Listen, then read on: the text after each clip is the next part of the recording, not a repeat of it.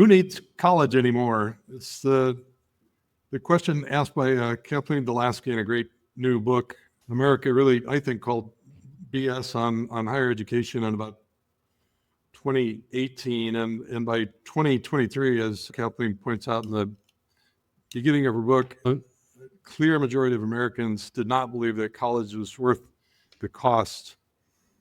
I'm Tom Vander Ark. You're listening to the Getting Smart podcast, and we are honored to have Kathleen deLaski with us today to talk about her new book, Who Needs College Anymore?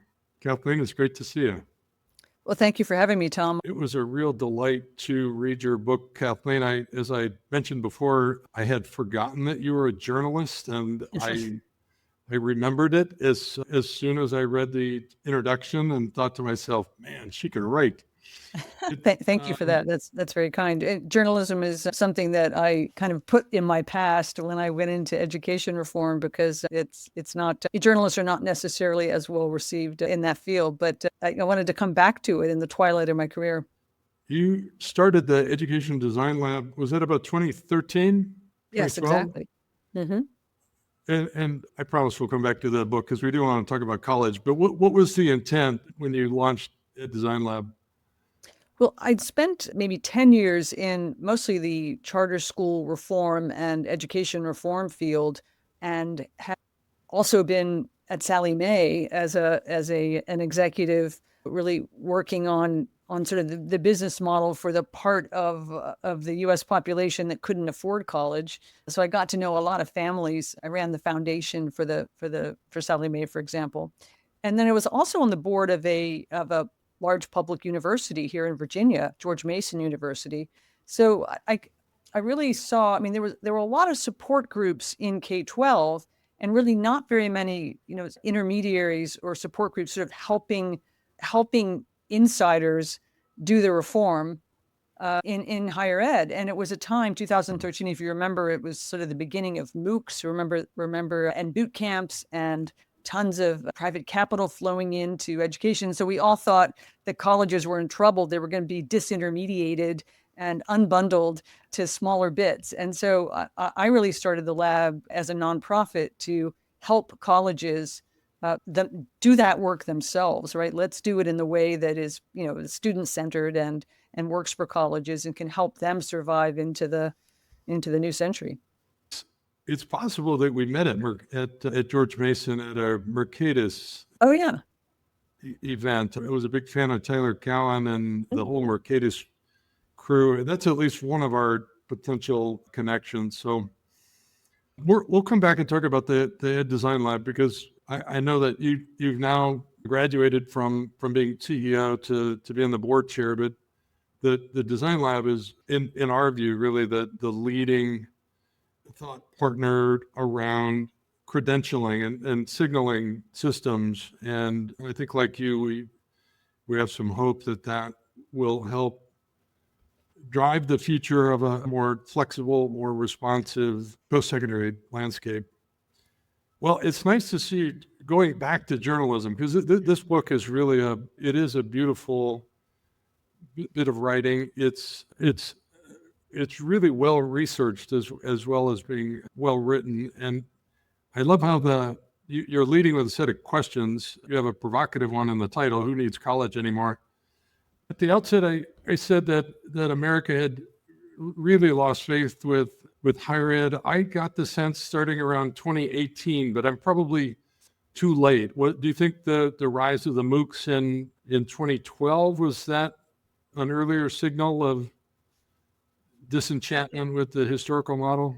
Well, I think what really kicked it off was the recession, the Great Recession a couple of years earlier, where, because the heyday of college enrollment was around 2010, and it's been falling off since then. It is by about 15% until 2022. It's starting to recover a little bit now, but the forms, many of the types of college people are signing up for, the fastest growth areas are not degrees. So, we can talk about that in a minute. But, to answer your question, the Great Recession really sort of took the shine off for a lot of students who were coming out with a fair amount of debt, and then they couldn't get jobs. And then Yes. they're telling their younger brothers and sisters and their family and friends, I'm in debt and I can't, my job, my degree is not helping me get hired. I mean, I had a daughter that entered into that job market. So we were living Yes. at my house. I have a daughter that graduated in 2010 and became one of the founding staff members at Getting Smart. Oh yes, I think I've met her. Yes, because there was a tough job market.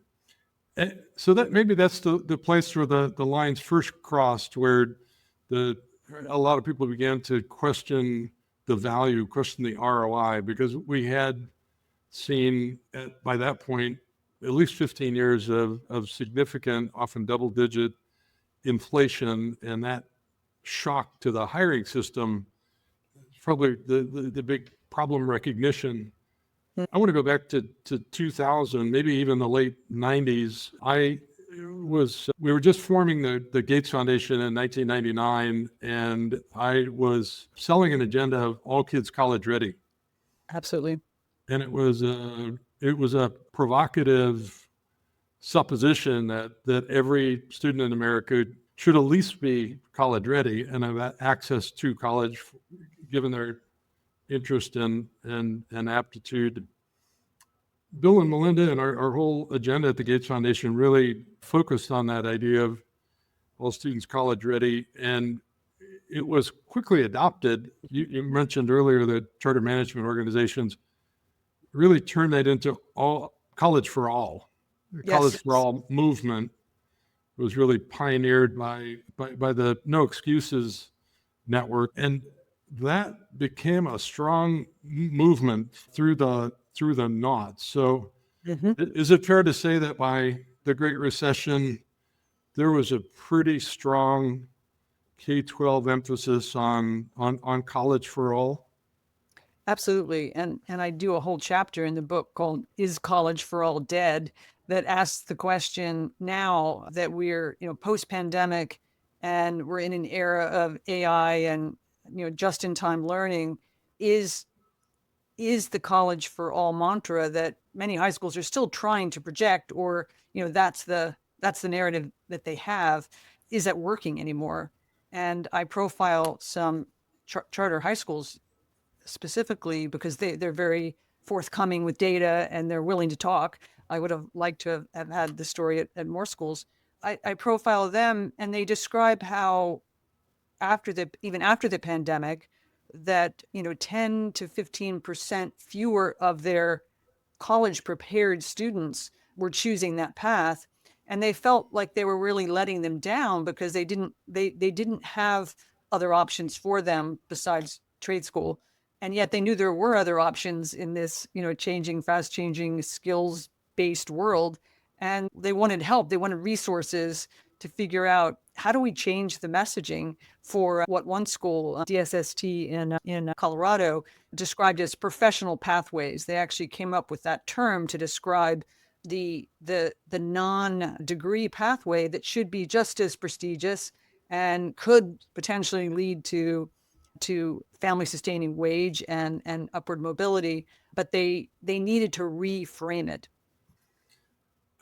The answer to is college for all dead is, I think, a resounding yes. It's surprising how quickly America's view of higher ed changed. The stat that you opened with, that Wall Street Journal poll, that 56% of Americans said they didn't believe college was worth the cost anymore. So that flipped relatively quickly.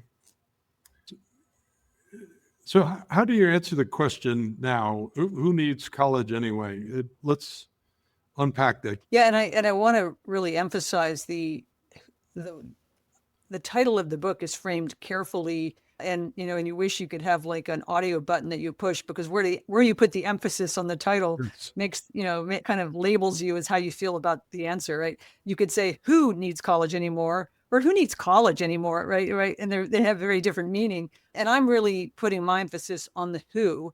And the Education Design Lab we founded it using the methodology of design thinking, where you actually look at the users and what are their needs, what are their unmet needs, what are the barriers for them. I take a whole chapter to create what I call personas, but they're basically archetypes of the different types of people who could afford to skip college and those who at this point, right? And those who really need it to get to respond to, their family goals, their parents' expectations, et cetera. And so I won't go through the whole list because it would, it's probably too long for a podcast here, but just to kind of give you a flavor of on the who doesn't need or who could afford to give it a miss in this day and age. I include, people who are older and, are not in that coming of age adultification period of their life. If they're choosing a profession, if they think they want a profession that's not, like doctor, lawyer, nurse, teacher, one that requires a degree to get to a license, that they should look at other options first. And I have a daughter in this category who I feature in the book who was looking to career change at around 26. She wasn't going to go back for that 4-year experience that she never had. Every kid in her high school went to college except her, and she took a different path. And so, I pushed her to do boot camps, which she did, and parlayed herself into another field. So that would be what I call the connected career switcher, someone who is, maybe has some contacts, has some access to funds, or family wealth that can, look at other options for shortcuts. That's one category. And others would be folks who are doing apprenticeships or could do apprenticeships, which is why we need more of them, right? Because they are kind of pre-packaged career paths I described. And those people could be any age. And another category are, people who maybe don't know what they want to do yet. And they should, research shows that if you are restricted in funds and you don't know what you want to do, that it may not end well for you, because it is really hard for someone who is undecided to get through community college to then do the transfer, because there are many things standing in the way if you don't have funds. So I basically say that if you don't have access to a bankroll, that if you have time and you can get, let's say a Pell Grant, that you should definitely, give it a try and test out, use it for career exposure, if nothing else. But if you have, there are increasingly, if you have DIY skills, do-it-yourself skills, I profile, people who, like hack their way using Reddit for their career advice and YouTube for their skill building. They're hacking their way to sufficiency, in some cases, 6-figure salaries, right? So those are the people who could afford not to do it. And I won't go through the list on the other side of people who do need it, but it basically, comes down to either immigrant families who came to this country for their kids to learn how to be an economic climber. College is very useful for that. And if you can figure out a way to do it, you should do it. And the statistics actually show that group of people, plus, generally low income people of color, are finding that they still need to go to college for that legitimacy label, for the social network power, more than what they're specifically going to learn in the class. And so that's kind of how it stacks up. And interestingly, this past fall, the latest numbers, because there is a little bit of a recovery of more people coming to college particularly for certificates and for dual enrollment, which we could talk about. But where the numbers of people who are, let's say the white demographic, the people who are choosing not to go to college tend to be wealthier whites, which is, I think, really interesting and, could be unpacked further. Kathleen, you mentioned some of the boot camps and the MOOCs. It was a reminder that I was an early investor in Coursera, in General Assembly, and in Udemy, and that whole crop of both MOOCs and boot camps. 15 years ago, a lot of us were very enthusiastic about that as the solution. We were. Didn't work out as well as we had hoped. What's your take now, looking back on that wave? And you can't say that that MOOCs are dead. They're actually alive and pretty well, but it didn't have the transformative impact that some of us thought it would in 2012.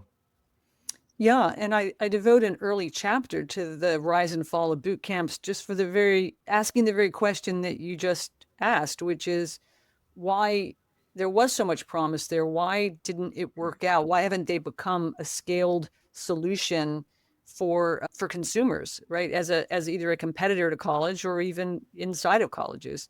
And my own daughter, as I said, that she used General Assembly to get her her digital marketing skills. And I think, in fact, the class that she took in 2000, I guess in her case it was 2020, those classes don't exist anymore. And even Trilogy, which was part of 2U, they just announced in December that they're stopping their boot camps, and they're mainly doing the work with employers. So they're kind of taking it inside as an employment strategy rather than going direct to consumer, which is what we were all so excited about back in the day, right? Because it was a way to get a piece of college and to get there quicker, right? At a smaller price tag. And what I say in the book about the why, why doesn't this work out? It really comes down to the funding structure of, people who are not already employed and just trying to upskill in some way can't really afford a private boot camp. And, there were a lot of attempts, which I, show in the book about, nonprofits trying to make this work. And, there are some that are out there like Perscolis, if you know them, and Merit America, and they're doing a great job in a very, small sliver segment, Right. but they're not useful or available to very many people. And this is really because we haven't opened up federal financial aid or workforce programs to to help students pay for this sort of thing, which is why, they're only available to wealthier students. One 10-week boot camp, and that got her into the field, was $3,700. That's not something that many people can do. Right. On page 62, you asked the question, is experience the new degree silver bullet? The experience seems to be really important. And the ugly flip side of that is it seems to be getting harder for young people to get experience. But is experience the new silver bullet? And as a result, are apprenticeships the solution? Ryan Craig certainly seems to think they are. After interviewing a lot of different types of employers, I came to the conclusion, which is borne out in the work that we've done at the lab and a lot of other people's work, that the two best ways to get hired without a degree or with a degree are apprenticeships, number one, and number two would be industry certifications. So the kind of certifications, not certificates, which a lot of folks offer to kind of expose you to a job role, for example, but certifications where the industries actually set the standards and you take a test, to demonstrate that you have the skills they need for that role. And those are the two. And I would say that what surprises me, and I teach at George Mason University, where I used to be on the board. And what surprises me about most colleges is that they don't take on providing career-related experience as one of their to-dos before they, send you out the door with your diploma. Like, that should be part of the value proposition for colleges. But, I understand why it's not, because it's very hard. It's very hard, particularly if you're a large university. We have 30,000 students at George Mason. If you're a online university, how do you provide experience at scale? So I profile, 5 universities that are going about this in different ways. And the granddaddy of them, of course, is Northeastern University, which has managed to catapult itself into the upper echelons of exclusivity alongside, the most elite Ivy League schools because of one thing, its co-op program, which, where you come in and out of college for 4 years and they help you get these paid apprenticeships. And I profile a guy who did it in my old field, TV journalism, and it's just a game changer. These people, they have the percentages of people who are working in their field and who are graduating from college is just amazing. But, now it's become so hard to get in. But why aren't more colleges doing that? I mean, Are you enthusiastic about Reitman and their effort to extend access to, we'd call them client-connected projects, but Yeah. some people would call them project-based internships, but I think there's about 700 colleges and universities now using Ripen to extend access to work-based learning. That's one of the other models I profile in that chapter is Ripen and their partnership, in this case, with University of North Dakota, because I wanted to profile a university or a college that didn't have access to a lot of employers, in their backyard. And, they're up near the Canadian border, and they needed a different way to provide that kind of experience. And they're using Ripen, and it's working, but it's hard even to scale at a fairly large university. What about apprenticeships? I think it's right now maybe a 3% solution. Ryan Craig thinks it could be a 20 or 30% solution. Hard to see them scaling that much, but are you bullish about apprenticeships? Are companies really going to step up and create an order of magnitude more apprenticeship pathways? Well, I believe, and I describe this in the book through some examples, that desperation will drive certain industries more to apprenticeship than others.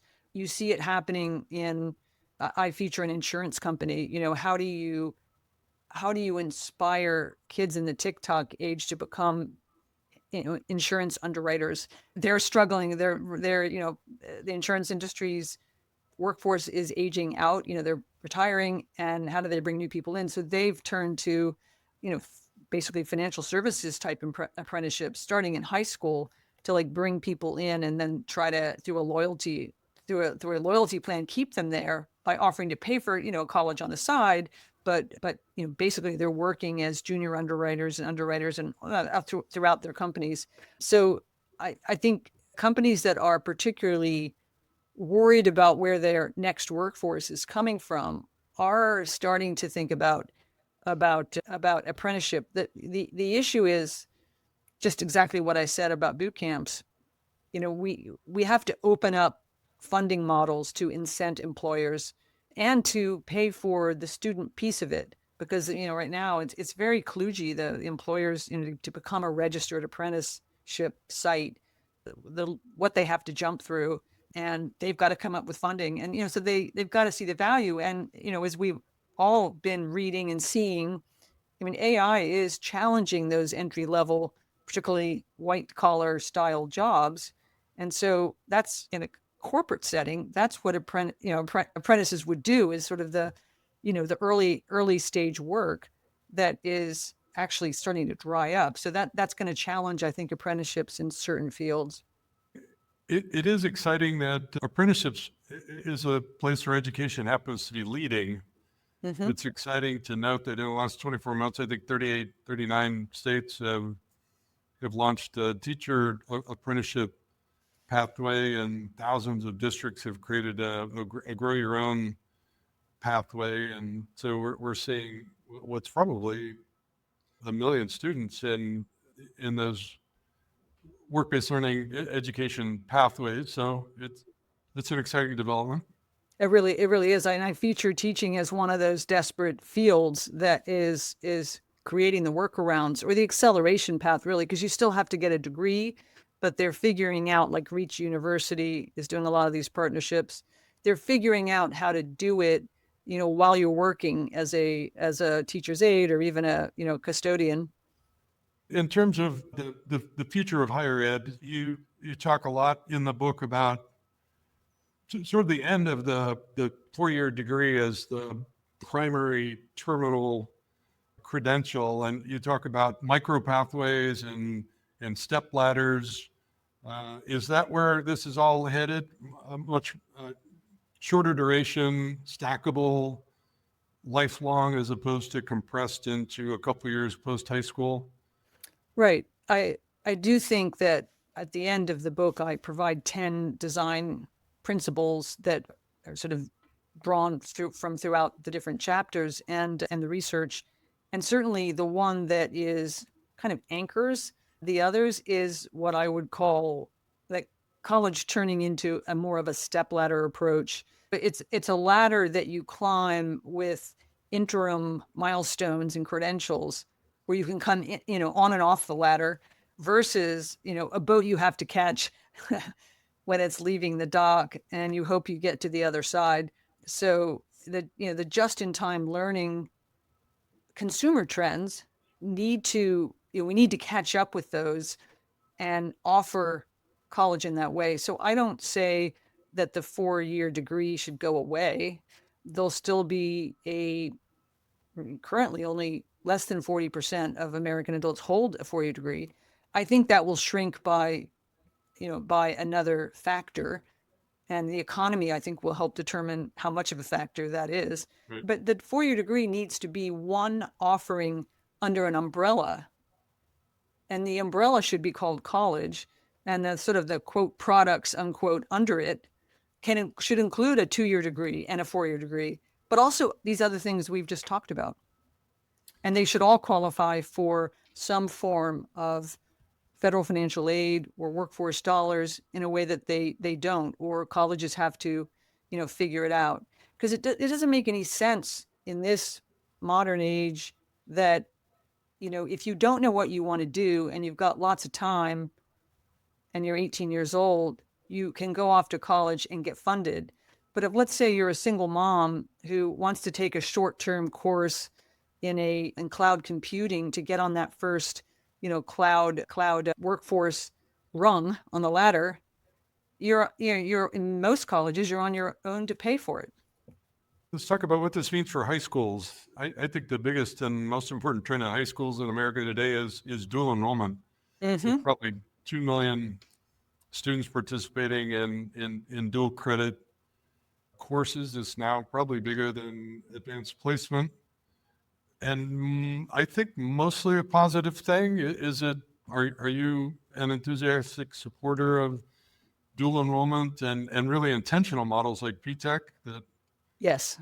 Yeah, I mean, I think intentional is the right word.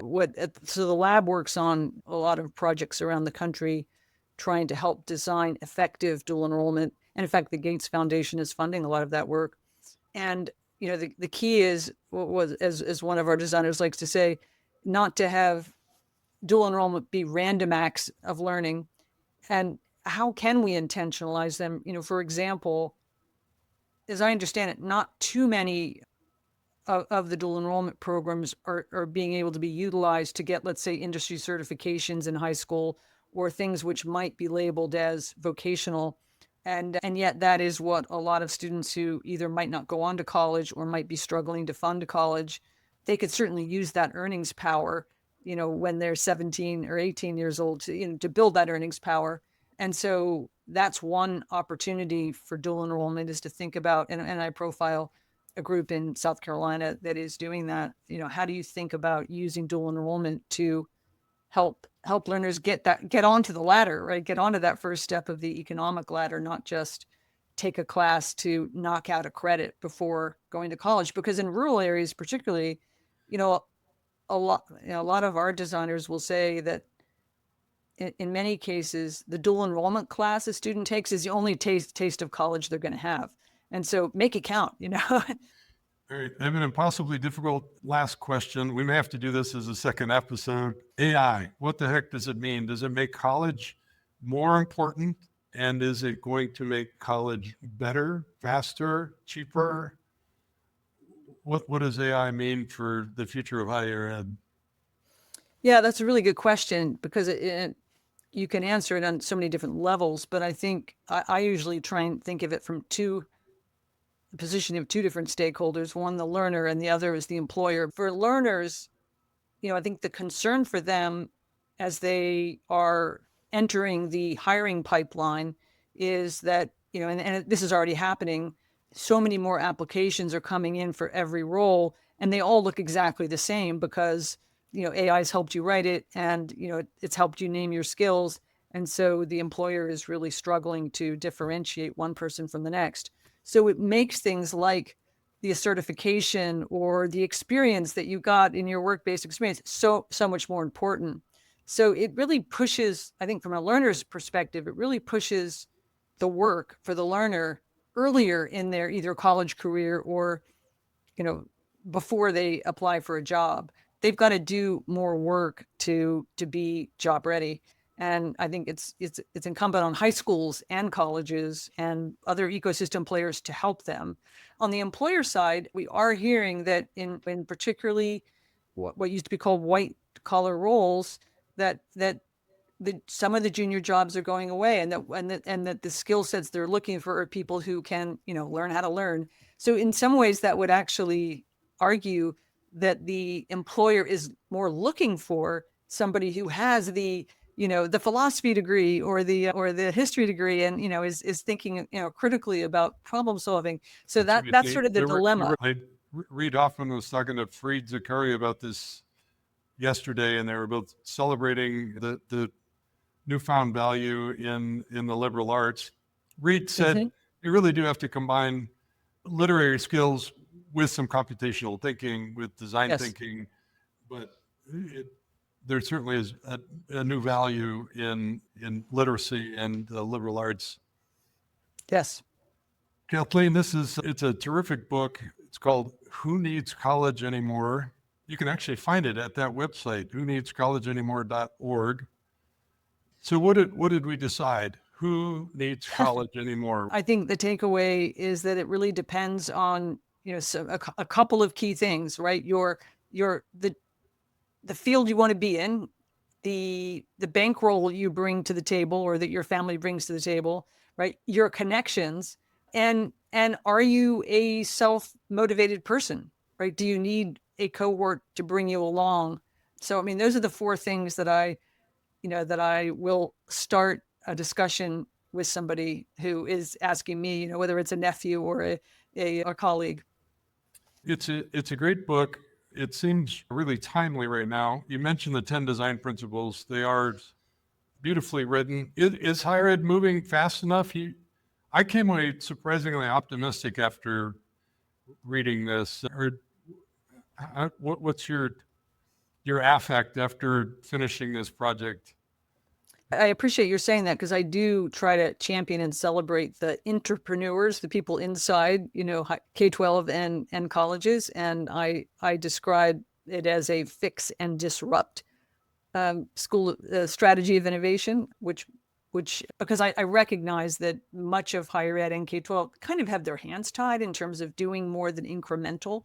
It takes, larger sea changes, and, maybe we're obviously we may be getting that here in Washington, but the shift is gradual. But I feel like external forces things like, the economy, immigration, desperate employers, AI will force quicker change. We'll hold another show on the rest of the questions. I want to talk more about credentialing. I want to talk more about some of the next gen models that you featured. Check out her new book, Who Needs College Anymore? Check whoneedscollegeanymore.org. Kathleen deLaski, thanks so much. I'm glad you are back in journalism. Thanks for tuning in to the Getting Smart podcast today. We want this podcast to be actionable, insightful, and a great way to learn about what's next in learning. In order to stay on the cutting edge, we need people in the field to tell us what they're hearing, what they're wanting, and what they're needing to learn more about. Got a topic or a guest in mind? Send your recommendations to me, Mason at gettingsmart.com. And if you like what you're hearing, don't forget to leave a review in Apple Podcasts or subscribe wherever you listen. Feel free to share the podcast on social media using the hashtag GSPodcasts. Thanks so much.